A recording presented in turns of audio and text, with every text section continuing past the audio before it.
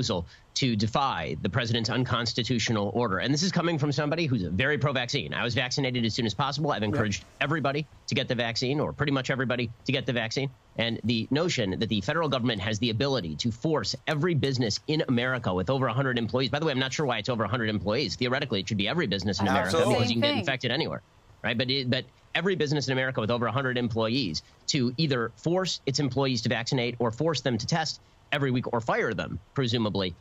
He said he came into office saying, I'm not going to shut down the economy. I'm not going to shut down the country. I'm going to shut down the virus. He failed to shut down the virus. So now he's going to shut down the economy and the country, apparently. Well, Ben, they say that he says, Joe Biden, businesses who refuse will be fined $14,000 per violation. Your CEO said that you will use legal action to resist in a tweet. Are you prepared for this?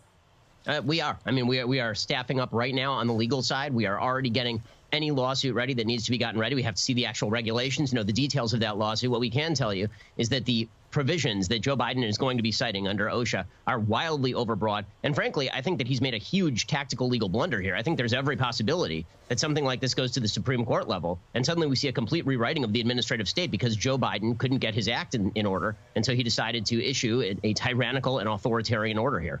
Also, you had an interesting tweet, which is getting a lot of news, when you said maybe if we tell Joe Biden that the Taliban isn't vaccinated, he'll get just as mad at them. Does it astound you in all seriousness that his anger is focused on the unvaccinated in America, as small a percentage as that is, and not on the terrorist regime that has taken over a country and the embarrassment that he's caused our nation?